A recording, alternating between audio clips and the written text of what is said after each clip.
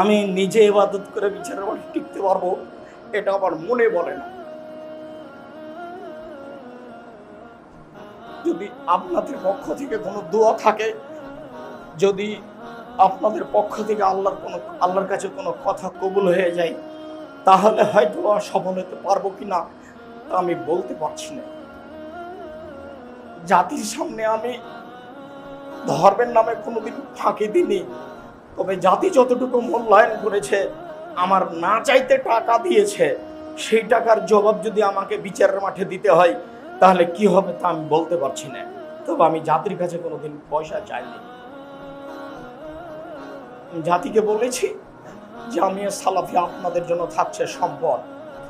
আমার মনে বড় সাধ, এদেশের মাটিতে আমি উন্নত মানের প্রতিষ্ঠান গড়বই গড়বো ইনশাআল্লাহ, যেখানে বাংলা, ইংরেজি, আরবি উন্নত মানের শিক্ষা ছেলেমেয়েরা করবে এবং জাতির অন্যায়ের বিরুদ্ধে লড়বে মুখে কলমে মিডিয়ায়। এই অপেক্ষায় আমি আছি। সেটাই জামিয়া সালাফিয়া। সবাকেই সম্ভব হলে অর্থ দিয়ে, না হলে দোয়া দিয়ে, না হলে মুখে একটু বলে যে আল্লাহ তুমি জামিয়া সালাফিকে কবুল করো, এটুকু অংশগ্রহণ করার জন্য পৃথিবীর বাঙালির কাছে আমি অনুরোধ জানিয়েছি। যারা যেখানে আছে, জামিয়া সালাফের মুখপাত্র পত্রিকা মাসিক আল ইতেসাম পত্রিকা, আজকেও যাওয়ার সময়তে তাকে মূল্যায়ন করার চেষ্টা করতে হবে। দাম 10 টাকা হোক আর 20 টাকা হোক, যেটাই হোক না কেন। সম্মানিত দিনী ভাই বোন, বলছিলাম রাসূল সাল্লাল্লাহু আলাইহি ওয়াসাল্লাম বলেন, আল হালালু বাইয়িন, হালাল হচ্ছে স্পষ্ট, আল হারামু বাইয়িন, হারাম হচ্ছে স্পষ্ট, ও বাইনাহুমা মুস্তাবিহাতুন, এই দুইটার মধ্যে একটা সন্দেহযুক্ত খাদ্য রয়েছে, সন্দেহযুক্ত ব্যবসা রয়েছে, সন্দেহযুক্ত চাকরি রয়েছে, সন্দেহযুক্ত উপার্জন রয়েছে। বুঝতে পারিনি এটা ঠিক না বেঠিক।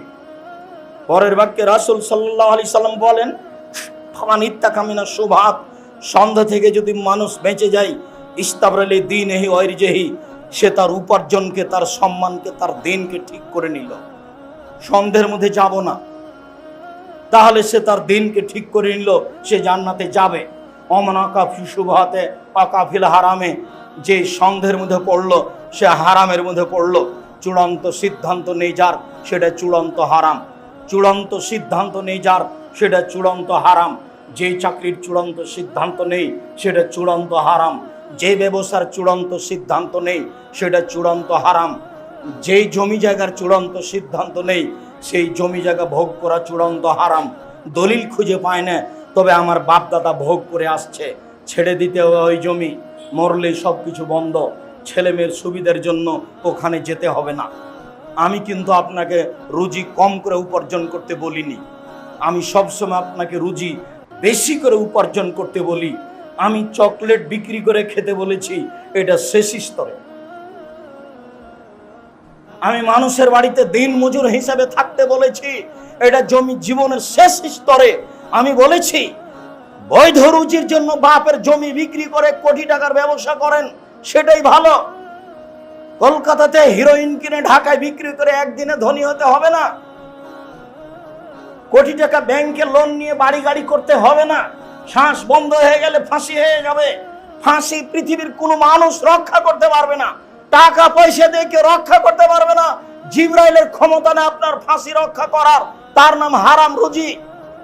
পৃথিবীর কোন মানুষ, কোন ফেরেশতা, কবি, নবী, রাসূল, পৃথিবীর কোন মানুষ, কোন নবী, কোন ফেরেশতা বিচারের মাঠে আপনার ফাঁসি রক্ষা করতে পারবে না। তার নাম হচ্ছে কর্জ, তার নাম ঋণ।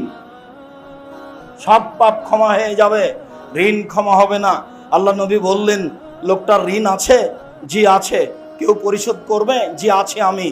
আচ্ছা ঠিক আছে, জানাজা পড়ালাম। আর একটা, লোকটার ঋণ আছে? জি। কেউ পরিশোধ করবে? কেউ দাঁড়ায় না। তখন তিনি বললেন, ঠিক আছে জানাজা করো, আমি গেলাম। তার মানে আপনার জানাজা হবে না। ঋণ আছে, ব্যাংকে টাকা নিয়ে অনেক কিছু করলেন, বাড়ি গাড়ি করলেন, আপনি বুঝতে পারেননি, শ্বাস বন্ধ হওয়ার সাথে সাথে ফাঁসি হয়ে যাবে। কেউ রক্ষা করতে পারবে না, পৃথিবীর কোনো কিছু রক্ষা করতে পারবে না।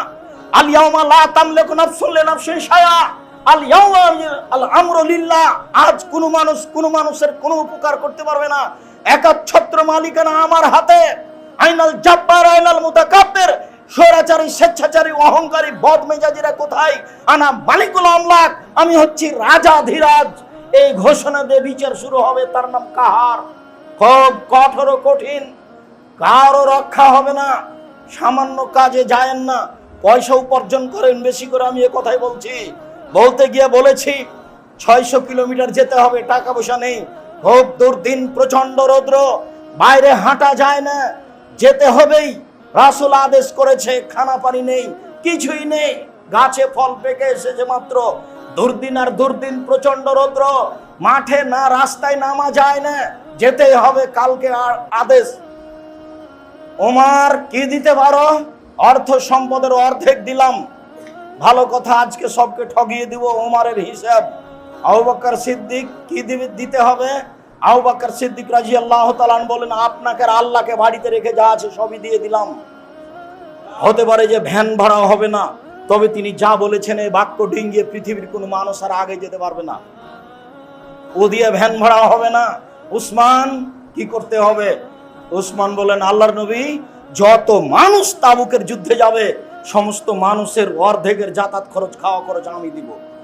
তার মানে 30,000 মানুষ আছে, 3 মাস লাগবে যেতে আসতে। 15,000 মানুষকে 3 মাস খাওয়াবেন। 15,000 মানুষকে 15,000 উঁট দিবেন। একটা উঁটের দাম যদি 1 লক্ষ টাকা হয়, তাহলে 15,000 উঁটের দাম কত? তার নাম ধনী। কখনো আপনি ছেলে মেয়েকে নিঃস্ব করে ছেড়ে যাবেন না। আল্লাহ নবী বলছেন যে ছেলে মেয়েকে নিঃস্ব করে ছেড়ে যায় না, যে আর একজনের কাছে হাত পাতবে, সাবধান। হাদিস বুখারী মুসলিম। আল্লাহ নবী বলছেন, দেওয়া হাত খান গ্রহণ করো, নেওয়া হাত খান গ্রহণ করিও না। দেওয়া হাত খান ভালো, নেওয়া হাত খান খারাপ। দেওয়া হাত খান দানশীল, নেওয়া হাত খান ভিক্ষুক। কোন সময় নেওয়া হাতটা গ্রহণ করবে না, দেওয়া হাতটা গ্রহণ করিও, জীবনে সফলতা অর্জন করতে পারবা। তাই তিনি বলছেন দিন মজুরকে দান করতে হবে, মানে দেওয়া শিখো। সে যা টাকা পয়সা দিচ্ছেন ছেলে মেয়ের হাত দিয়ে দেওয়াবেন, ছেলে মেয়ে দিতে শিখুক। আপনার অবর্তমানে যেন ছেলে মেয়ে মুসাফিরকে খাওয়াতে পারে, অসহায় মানুষকে খাওয়াতে পারে। আপনার বাড়ির নাম হবে মেহমানখানা। যেমন আপনার বাপের অভ্যাস ছিল, আপনার দাদার অভ্যাস ছিল, ওই গতিতেই ফিরে যেতে হবে।